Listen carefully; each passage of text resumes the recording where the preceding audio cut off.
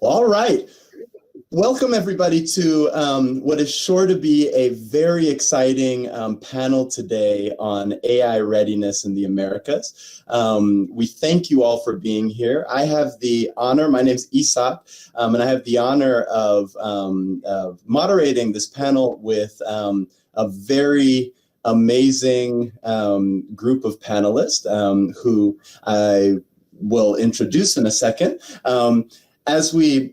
Just a couple of housekeeping things. If you're in the meeting and you would like to hear it either in Spanish or in English, we have a live interpreter at the moment. At the bottom left corner of your screen, there should be a drop-down menu where you can select your language of choice.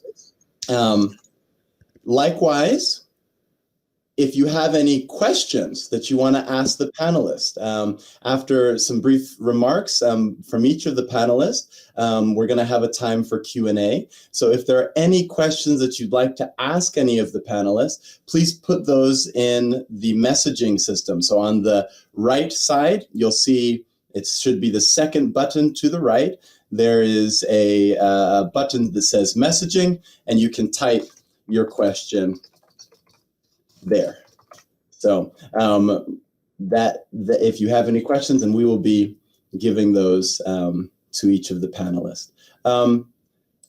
So I have the honor of introducing each of our panelists today. Our first panelist is María Isabel Mejía Jaramillo. She's a senior executive in the digital government of innovation in the digital government in the Digital Innovation Directorate of the Latin American Development Bank, from where she promotes the digital transformation of the state in Latin American countries. She's also founded several technology-based enterprises such as Info Prospects, CityScan, and PROA AI, which developed innovative projects and solutions for the digital transformation of organizations. Thank you so much for being here, Maria. Svetlana Matt serves as the legislative director for U.S. Congressman Jerry McNerney, who is the chair of the Congressional Caucus for AI at the U.S. House of Representatives. Svetlana's work focuses on a wide range of policy issues, but most especially tech and telecom policy, including artificial intelligence.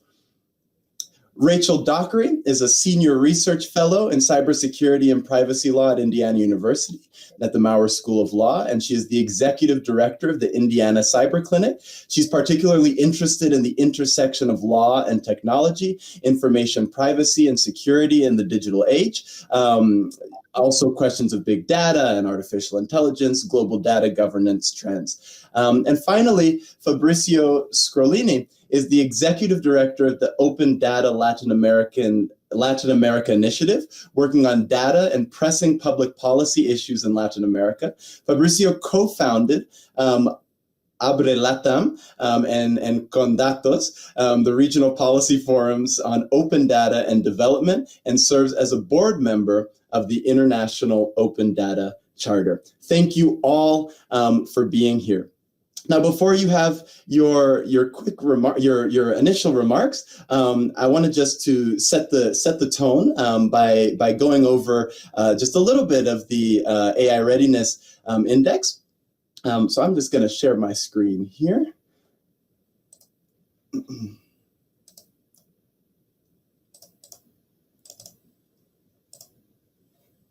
So we're all gathered here sort of in celebration of the publication of 2020's Oxford Insights Government AI Readiness Index.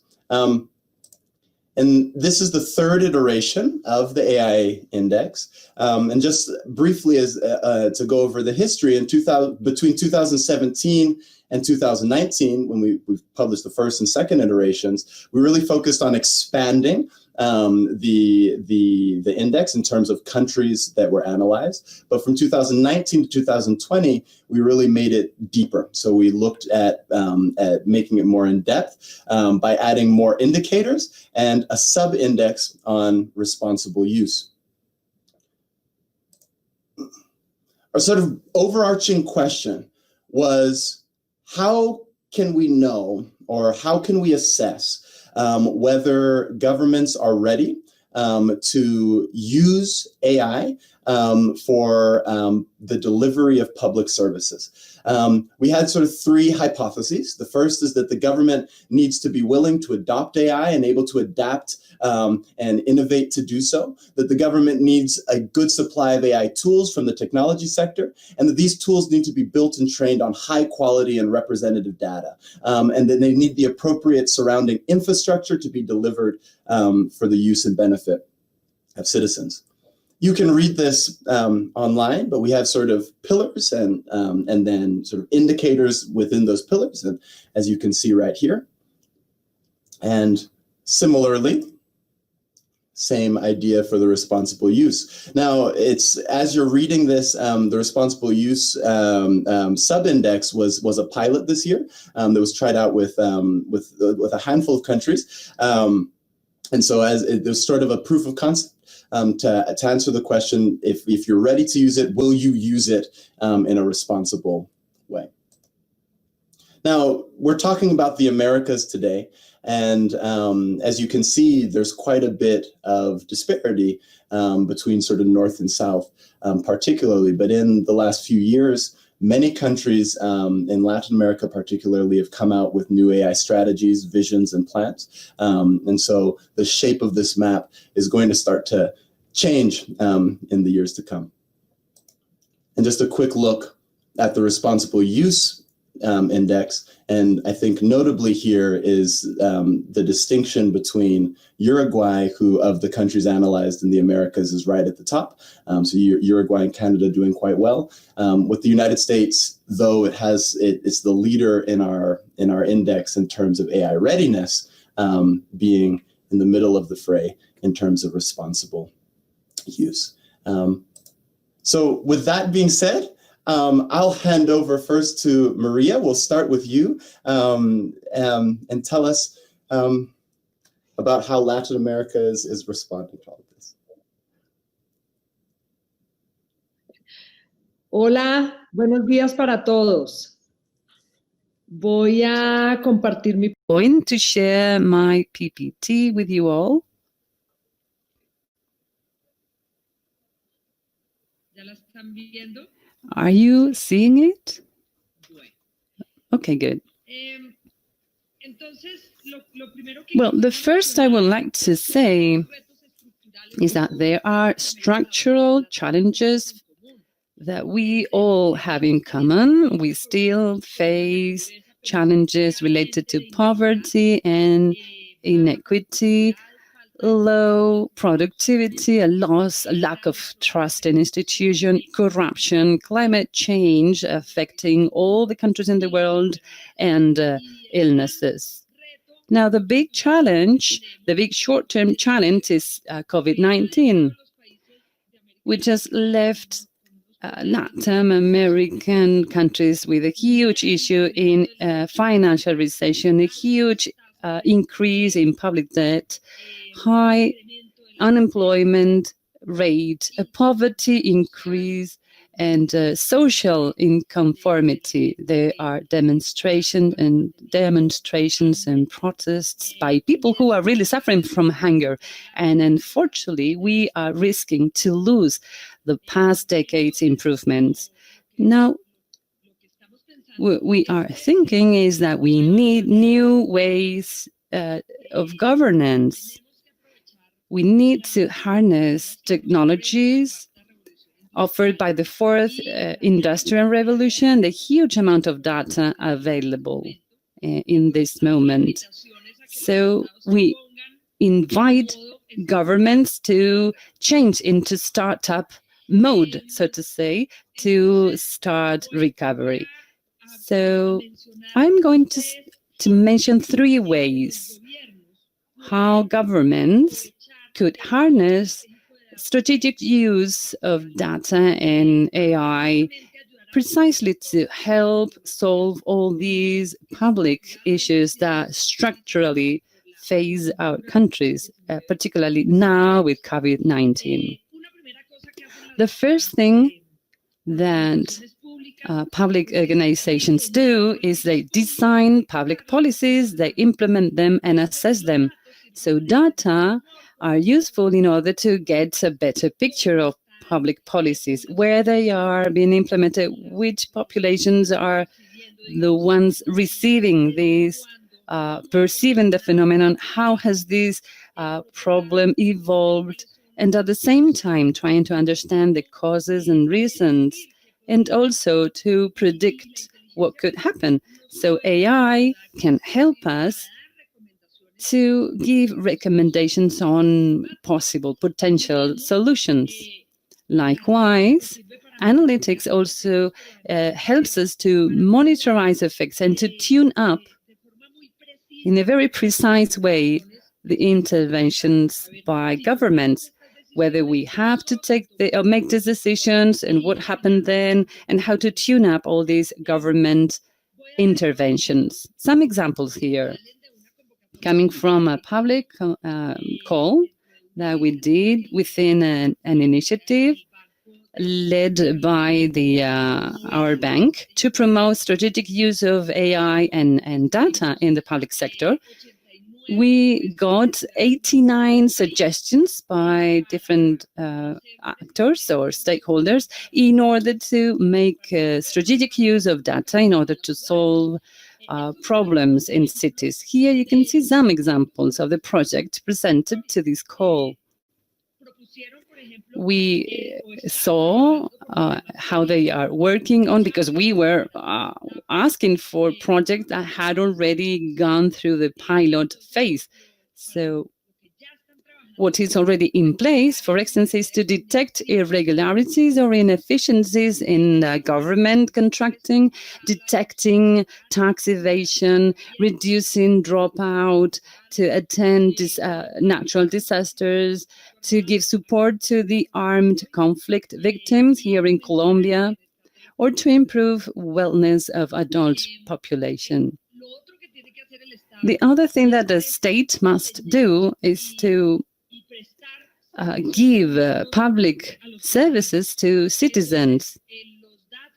Now, data and AI are useful in order to get a better idea of the needs of populations and to design better services, more tailored up, more pertinent, closer to them, as well as platforms, digital platforms. You know already how they know about our tastes, about the movies we want to know, things we want to shop and to buy. We could use the same technologies to provide services which are more pertinent and relevant to the population based on their real actual needs. Some examples here. Develop chatbots to give attention, support to citizens, to improve healthcare services, for instance, for diagnosis of COVID-19, everything related to public security, justice, transportation in our cities, and for instance, to collect and transport hazardous waste. Now, the third strategic use of data and AI is to improve inner efficiency of governments. Many public servants must repeat their tasks, but with AI, all these reiterative tasks can be avoided and eliminated. It can be used to simplify processes, agilize response times, and so that civil servants have more time for more complex tasks, require more analysis. For example, AI can be used to verify conditions, for instance, to grant subsidies. It's like creating a list of conditions, and that can be done by an AI, or verifying requirements to grant permits. There is a case in Colombia in the Constitutional Court. They are using an artificial intelligence software by the laboratory of the University of Buenos Aires, as they call the IA Lab. It is called Prometea, and they are replicating the same experience in Colombia with Pretoria.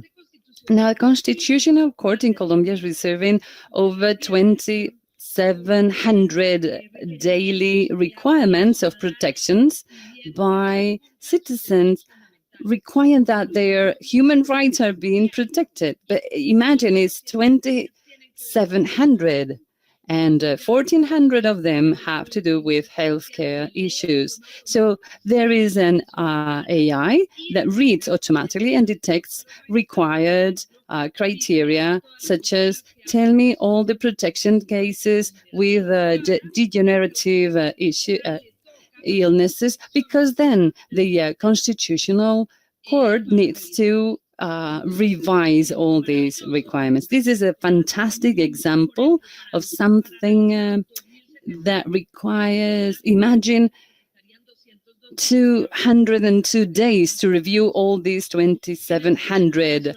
requirements a day. And finally, just wanted to mention the AI Readiness Index 2020 for the region of LATAM and Caribbean, where we can see how, well, it is not one of the most ready or the readiest regions in the world, but countries that are above the global standard are Uruguay, Chile, Colombia, Argentina, Mexico, and Brazil. And this index highlights 3 stars, which are Uruguay, Colombia, and Brazil. So my congratulations to all of them. Thank you all so much. Muchas gracias, Maria. I'd like to turn now to Svetlana.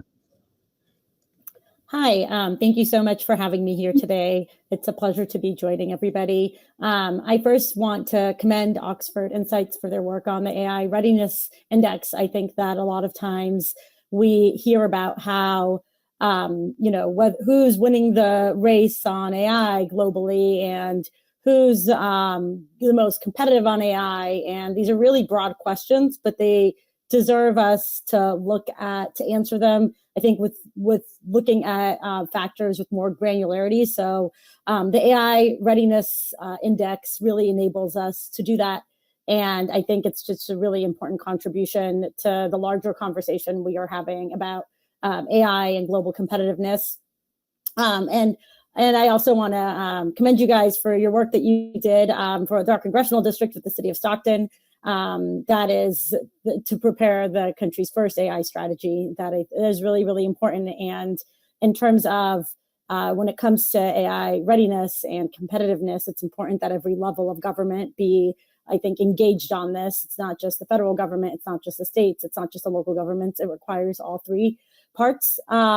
So one of the things that I will focus on in my just introductory remarks, and I'm happy to just take additional questions about other things that we are doing across the United States, both at the federal, in Congress and at the executive branch level, is one of the critical things that is really important for competitiveness and just ensuring how, that we're maximizing how government can best serve its citizens, is looking at ways that AI can be used by government agencies to serve its citizens and to streamline operations, to make things more efficient. And to that end, I've been working on 2 pieces of legislation, the HR 2575 in the AI and Government Act, and another piece of legislation, HR 8128, which is just the numbers of the pieces of legislation in the House of Representatives. And so both of those pieces of legislation passed the House actually last month, and they'll be advancing hopefully in the Senate before the end of the Congress. But they do 2 things, and one of those things is the AI and Government Act would create a center of excellence within the federal government that would help advise agencies on how they can adopt and scale AI in a smart and responsible way. And it would also have them develop governance plans for how they plan to do this, so that they account for things like civil liberties and concerns around that, as well as in the federal government in the United States, we have various requirements for hiring government officials, and the different categories for that, and pay scales and requirements for that. And so it would, specifically for AI experts, it would have the executive branch re-examine kind of what the job categories for that are and how we can attract more talent for those jobs.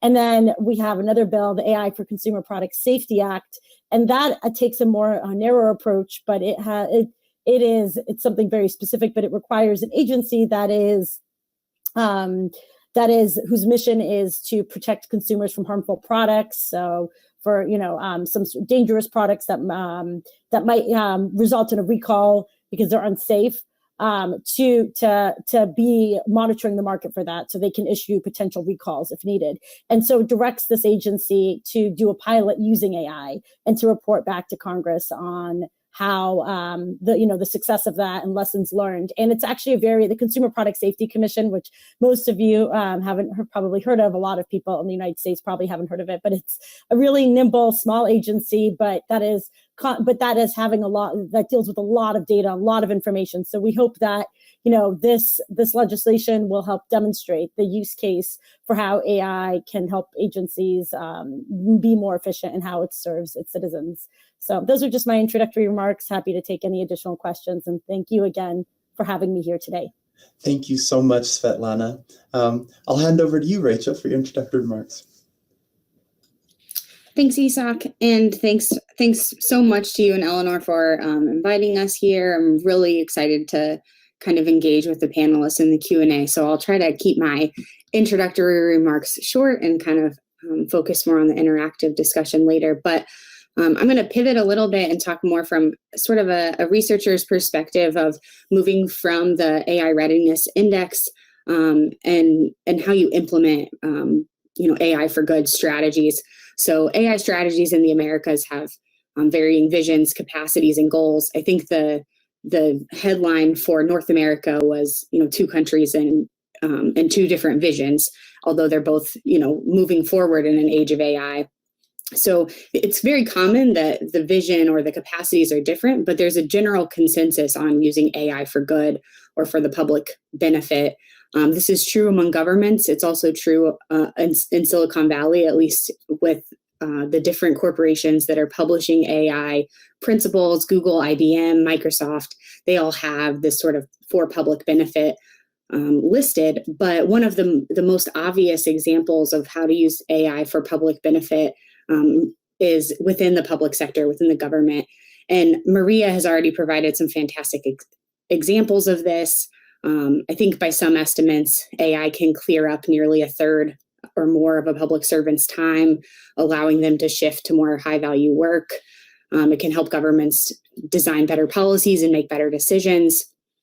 And a lot of AI strategies currently mention the public sector within them. So 36 countries, I believe, have strategies that include a place for public transformation. Canada and Uruguay have specific dedicated strategies for the public sector, and the US is kind of coming up there too, and it's already embedded within the broader strategy. And Svetlana talked about some more recent efforts to really embed it. So the potential, I think, is there, and there are a lot of people talking about it, but attaining them isn't a very easy task.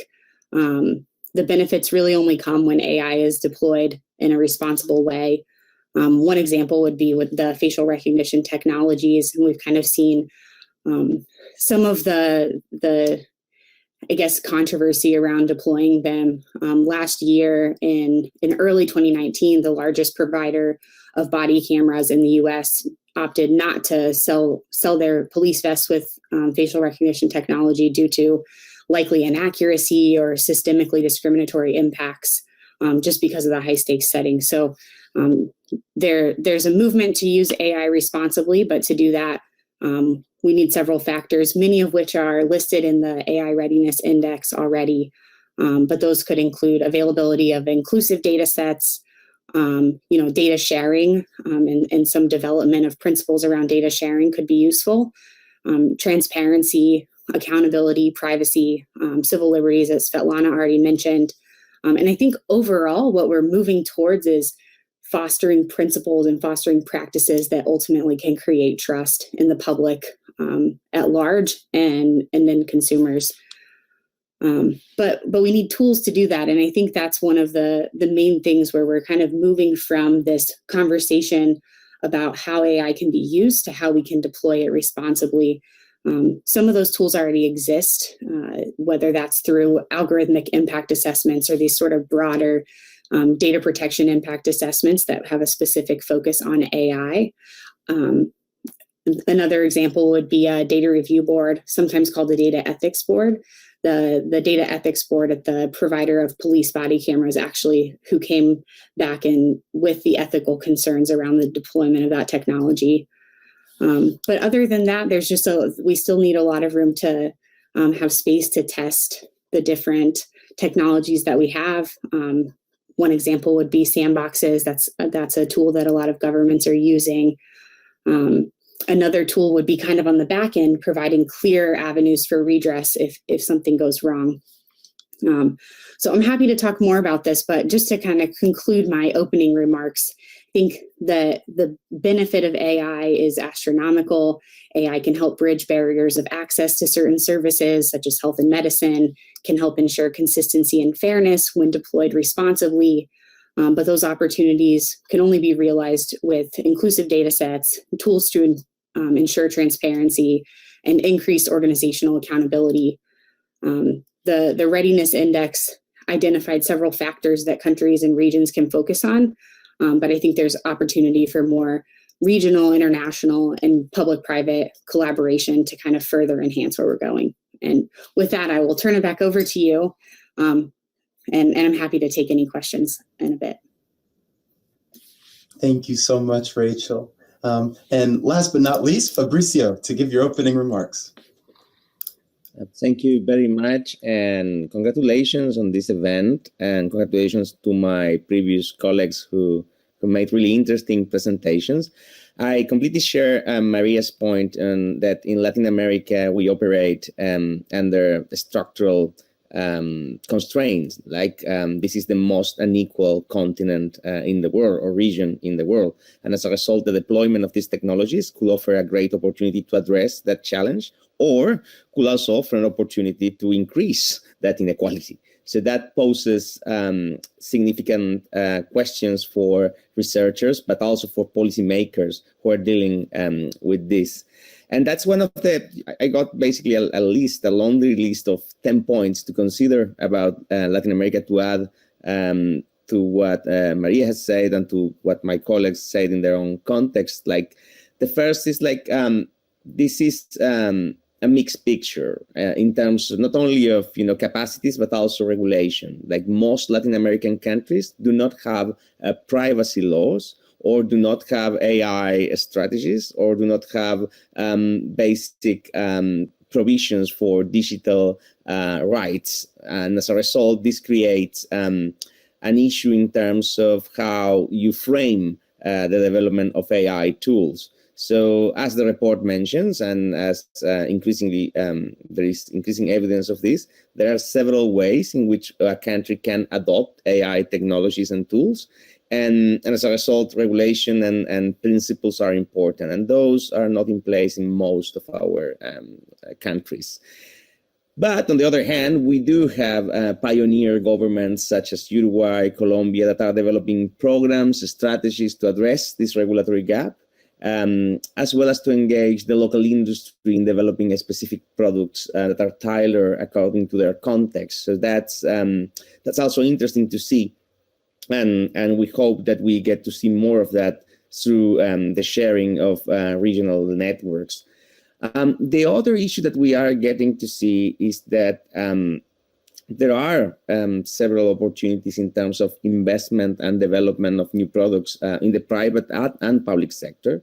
And this is the case in countries such as Mexico, Argentina, Colombia, which actually they do have what are called here, and I think the index actually used that as well, unicorns, right? Like tech industry that managed to raise above certain level of capital, but are actually developed and homegrown, if you want. And that creates a certain element for these Latin American countries to actually take advantage of the AI revolution using those enterprises and the ecosystem they create around. At the moment, the adoption of AI in the public sector remains experimental. We do have some projects here and there, but it's not basically a major trend. And when we say AI, we are meaning most of the time in the Latin American context, at least, machine learning, right? We're using data to process, algorithms to process significant amount of data to either analyze, predict potentially, or infer certain trends that are coming from this data, which also I think fits nicely with the point Rachel was making about the need for that data to be representative, the need for that data to be inclusive. And this is a problem considering the legacy Latin American has in terms of our colonial past. And the significant amount of indigenous population that lives in this continent. It's not the case of Uruguay, but it's the case of most of this continent, and some of these citizens are literally invisible to the government. So as a result, tools that do not take them into account, risk excluding them, or tools that somehow assume things about them that are not right, creates the potential for harm. So that's certain, a certain risk, if you want to consider. Then I think that, as Svetlana was mentioning initially, we do get to hear a lot about, the hype of AI and how fantastic AI is this and that. And the report that Oxford Insights produced helps to, frame this and narrow this in a more coherent and more useful fashion. And that, I think, is a welcome contribution to a debate in terms of development. For what purposes are we going to use AI? And to this regard, I think Latin American countries do have an opportunity to align their development priorities with the use of these technologies. I think there is room there to connect these agendas and to connect these kind of discussions. As in other countries in the developed world as well, we do face larger societal risk, like, for instance, what happens if AI disrupts significant sectors such as agriculture, and what do we do with that, right? And that's not a technological question, but is largely a policy and societal question to address. And that's something we can actually, we might need to understand, and we might need to research along as other disruptions that actually happen in history. But that's something to consider. To date, the connection and the, I will say, the connection between human rights framework and AI has been kind of weak. And I mean, like, we do have the cases here and there about surveillance, and in particular, the use of machine learning to identify faces. This is the case, for instance, the city of Buenos Aires and other cities across the region. And it's not that you shouldn't use that or you shouldn't do that, but you do need a framework to consider this potential human rights breach. And as a result, this creates a sort of a space on how democracies actually are going to adopt this kind of technology in order to, for instance, pursue security purposes, which are fairly legitimate. This is one of the most violent places on earth. If you have a technology that helps us to somehow solve that problem, we might need to welcome that, as long as the governance framework is adequate. And you can prove as well the usefulness of this technology. Which so far is not what we are getting to see. The Caribbean and parts of Central America lag behind, and they could be more vulnerable in terms of regulation and harmful effects of adoption. So there's a gap there, but also I think there's a lot of talent that comes from that region. So there is an opportunity there.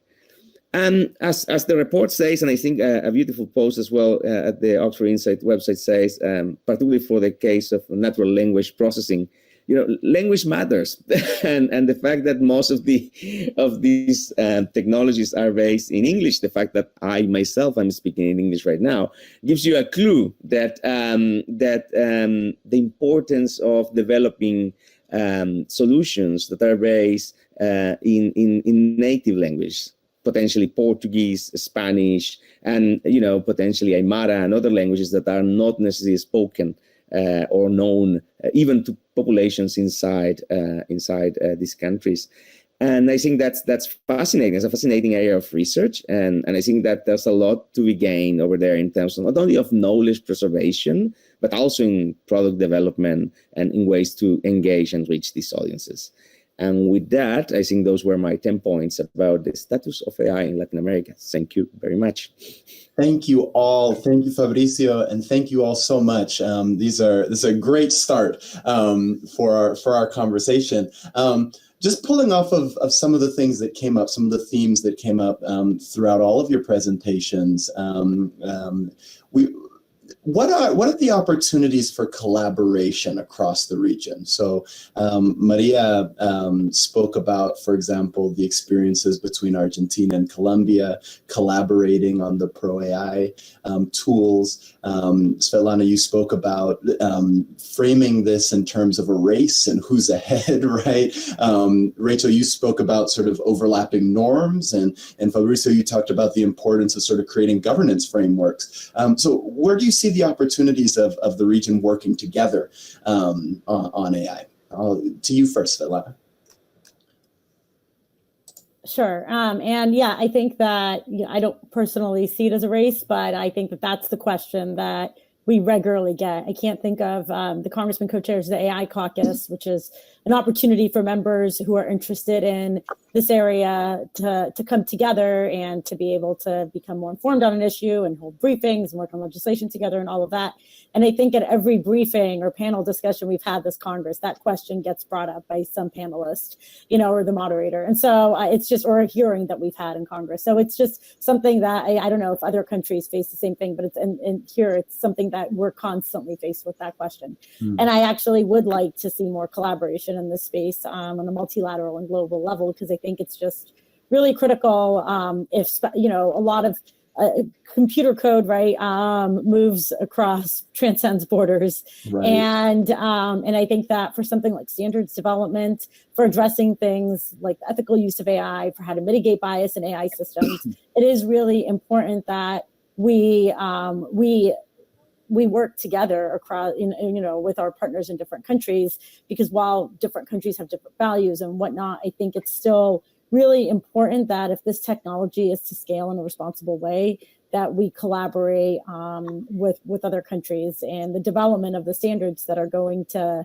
guide how this technology takes off, and to establish some sort of guardrails. And so I think I personally would like to see a lot more collaboration in this space. Mm-hmm. Thank you. María?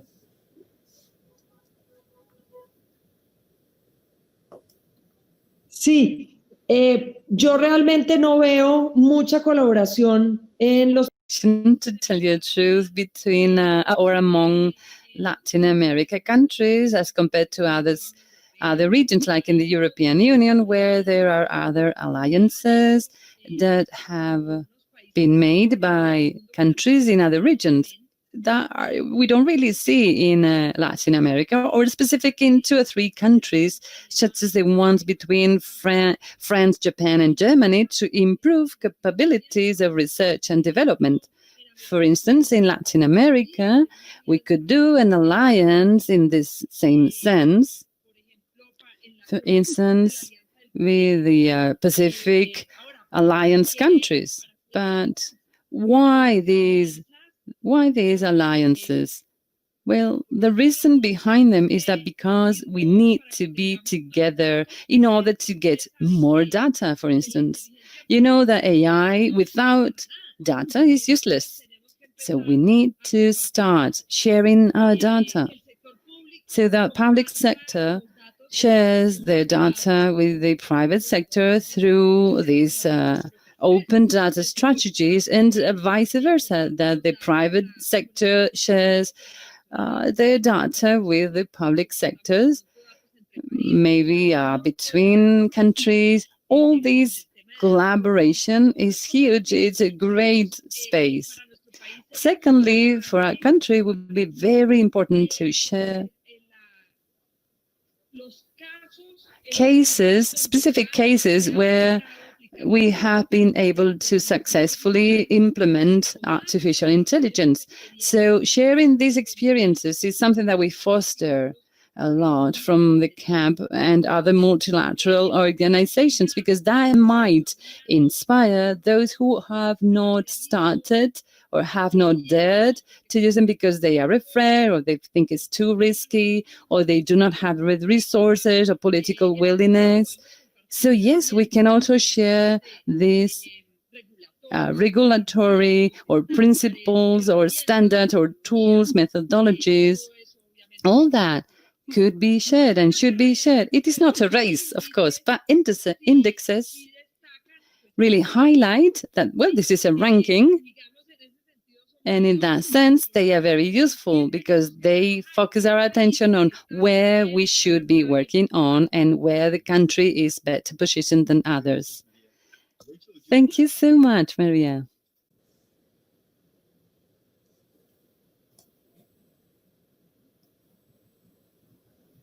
Rachel? Sorry. I actually don't know what I can add to what's already been said. I think there are so many opportunities for collaboration. Data sharing is a great point. Of course, comes with some issues related to privacy and civil liberties. So, not just sharing data, but also sharing practices on how to do that safely and securely with privacy and human rights in mind. I think there's an enormous opportunity for research collaboration. And I think that's probably where we get some of the best examples on collaboration is with universities specifically. And in between, especially the US and Canada, I think we have a pretty newly announced innovation partnership for emerging technologies. So those really, I think, are the two big things are data sharing and research collaboration. And then I just want to kind of underline Maria's point on sharing AI use cases that are beneficial, but also best practices for how to do that responsibly. So when we talk about this responsible use index, the different factors that were involved there of transparency, accountability, privacy, and inclusivity, those four pillars that the index looked at, best practices on how to uphold those or how to enforce those, I think are especially beneficial to share. Mm-hmm. Now, Fabricio, you spoke about the need for stronger or different frameworks of legislation and regulation. Could you touch a little bit more on that and sort of maybe paint a picture of what type of legislation you would like to see pass in the region? And then I'd love to hear Svetlana's view on that as well. That's a tough one. I mean, I don't see I have a preference, but I do think it's important that countries do express a preference on how they wish to have, for instance, a privacy and framework, right? And that debate is something that each society needs to define by itself. So some societies are more open and are willing to share more data in exchange of services or in exchange of certain benefits. But not all societies deal with that in the same way. Now, technology allows us to shape that and that's something it's a bit of a democratic debate that we might need to have. For instance, in Estonia, you do share data, but you also get to know who access your data. Mm-hmm. So it's an interesting, counterbalance in terms of, I know I'm sharing data, for instance, with doctors, with other, enterprises and so on, but I do know who is accessing that and for what purpose. And so that creates a sense of ownership. Now, I personally would like to see that kind of model established, but as a result, that creates issues in terms of capacity and in terms of limits or not to innovation. And that's something that needs to be addressed in the Latin American context. So, in essence, I think that we might need to also set up some form of regulation to develop this sort of data trust, or if you want, ways of cooperating around the use of data. And the private sector might need to do that as well. And that's a governance question, which we still don't have an answer to that. So, for instance, we are developing now in the region a program called Empatia, which essentially targets public institutions and universities and civil society and small enterprises to see how they fit together and how they build products together, addressing public issues. And this has been quite an interesting process because, in a way, some of the data is public, some of the data is not public. Some countries are more open about sharing data, others are not. Practices are not the same across the continent. So we're mapping that and trying to understand that and hopefully come out with recommendations. And lastly, I think, yes, I think we need more cooperation at a regional level. We are feeding our research into a larger group of countries in the context of what's here the Red Helk, which is a network of e-government leaders, if you want. But I think much more could be done in terms of connecting not only governments, but also societies in this debate. And I think that's part of the challenge we face ahead. Yeah, excellent. Thank you. Well, both Svetlana and Rachel, you're both lawyers. And I mean, Svetlana, you're writing legislation. So what's your view on this? What would you like to see? Yeah, I think that, we need to be investing significant resources as a country into preparing our workforce for the impact that AI might have. So both for the potential displacement as well as the new job opportunities that it might create, and really investing significant resources into that and to try to get, I think, ahead of the potential impact that our society could see. And also, when we think about competitiveness, I think that having a well-skilled and trained workforce is also going to be critical, especially combined with the potential unemployment from the pandemic. I mean, really now is a time as a country, to help stimulate this economy. And we were already facing some potential concerns with AI and its impact on jobs, and as well as new jobs that it could create. And so I think we should really seize this moment and have robust investment into reskilling and retraining our workforce. Secondly, I think also establishing some sort of best practices or guidelines for how to help mitigate AI potential biases in AI systems is also something that we should be looking at more closely. And I think just investing in the resources that the government devotes to standing something like that up. And then thirdly, I think that just, more investment in R&D. There is, and really having a lot of bold investment in that space into federal R&D in this area, and how we can also help, universities and the private sector as well be more competitive in this area.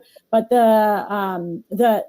there's a piece of legislation that is a must-pass bill, which it's this big package that will get passed to reauthorize the Defense Department. And as part of that, it's a must-pass bill to reauthorization every year. So there's legislation that has been integrated. It's part of that, even though it's not related to the Department of Defense authorization. As weird as that sounds, it's what we call a must-pass bill in the United States Congress.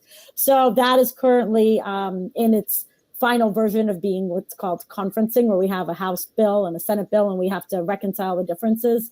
And there is significant R&D funding in that for AI that was made part of that, not for Department of Defense purposes, but just for NSF and for other parts of the government. And so I do feel like that's a really good, important step in the right direction, but we probably need to keep sizing that up and to really make sure that we're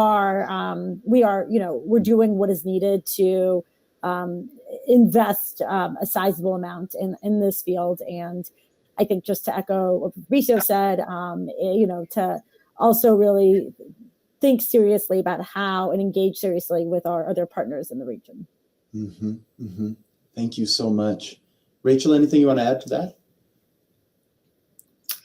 I think I might just add a couple points. One is that a lot of the concerns that we're discussing, some are very specific to AI, displacement of workers, but I think bias is something that can occur anytime you have non-inclusive data sets or non-representative data sets. So I think if I were going to see any regulation, not that it needs to be technology neutral, but I'm not sure that the use of AI is what you're looking to govern as much as you're looking to govern ensuring that privacy, transparency, accountability, inclusivity, all those things are kind of covered in the data itself. Kind of like the European approach to a data strategy as well as an AI strategy. I think a conversation around that could be helpful. And then the second one is I think that there's still a need for flexibility here, not flexibility that you could deploy a discriminatory algorithm and use it widely in the public sector, but flexibility in that recognizing that AI won't be perfect right away, and that it doesn't need to be perfect because humans aren't perfect. And in a lot of ways, allowing for that flexibility can help further the development, but allowing for that flexibility at the same time requires transparency and different processes in place to ensure that individuals would have redress if they were negatively affected. So I tell a cautious tale about regulation or legislation in this space that goes too far to create liability or anything along those lines. I think that transparency, accountability are of utmost importance. The conversation around privacy, very important, but just the flexibility, I think, is important in the developmental stage. María, ¿usted está de acuerdo?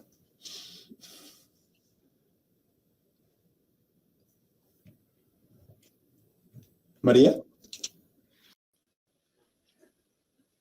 Sorry, I missed the question. Do you agree? Do you agree with this, or is there any reflections that you might have? Bueno,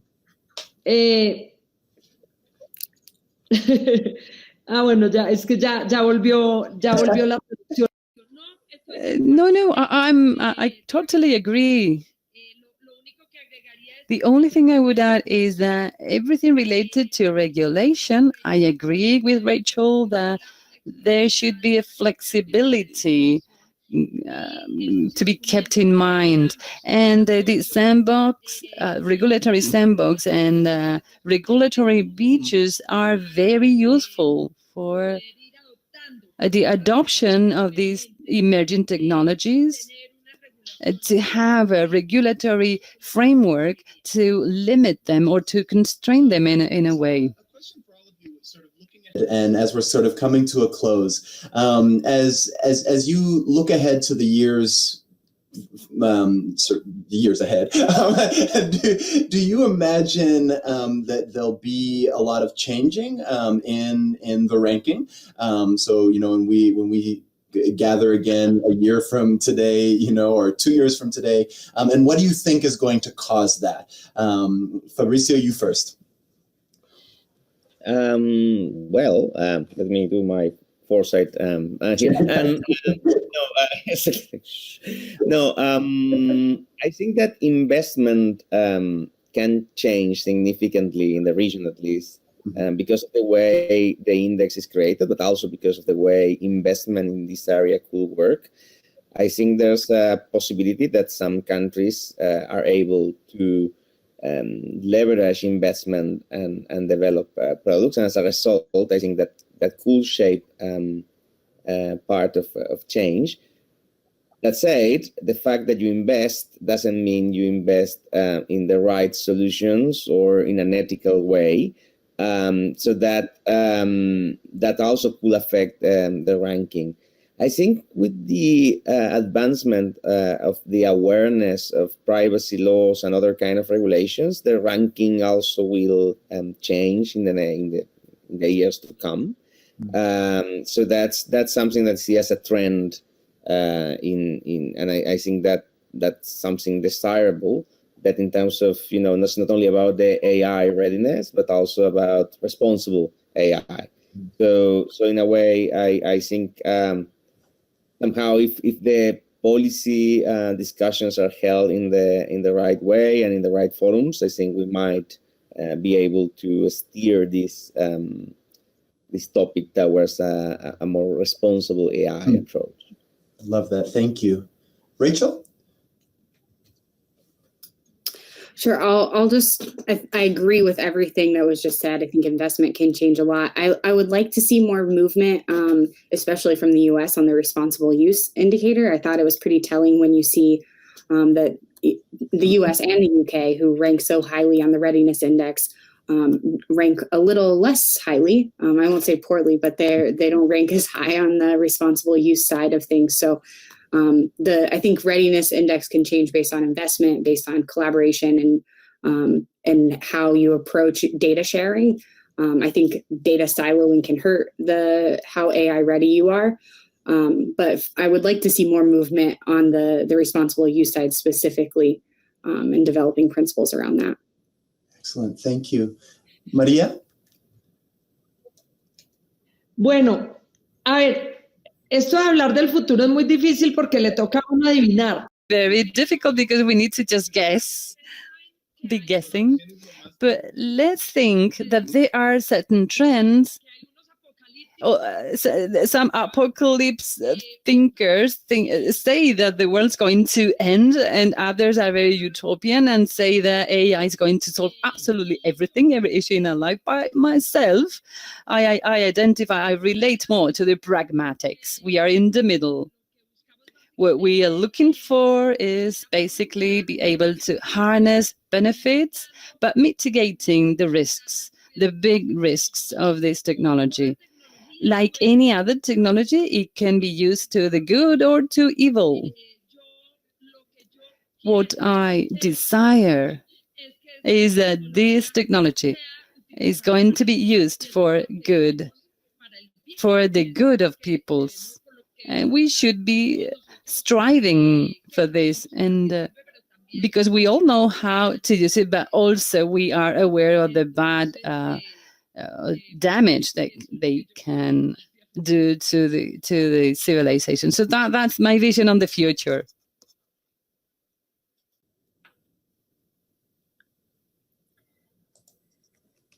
I guess I'll go next. So yeah, sorry, I said that's fine.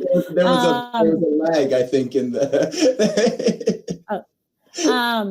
No, just I think to echo Rachel's point, I hope that we in the United States focus more on the responsible use, just give more attention to that issue, and to the points I think she also made earlier, thinking about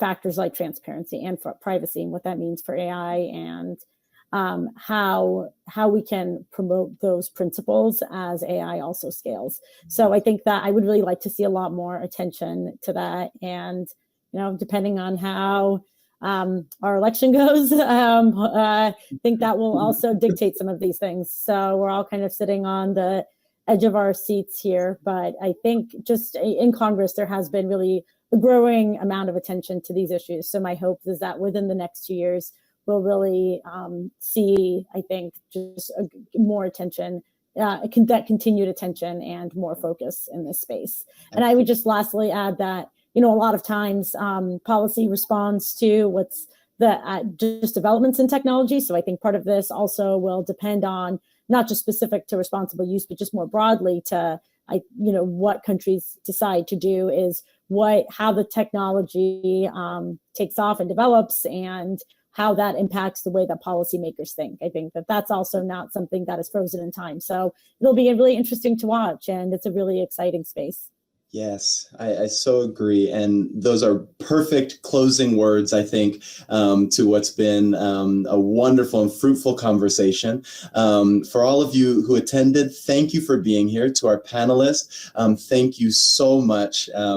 Just incredible. Sitting amongst you is like sitting amongst, greatness and all around. So this is very, very exciting, and thank you for your time. Thank you for all of you. Please follow us on Twitter, etc., and we will see you again in the future. Take care. Thank you very much. Gracias. Thank you all very much. I enjoyed it.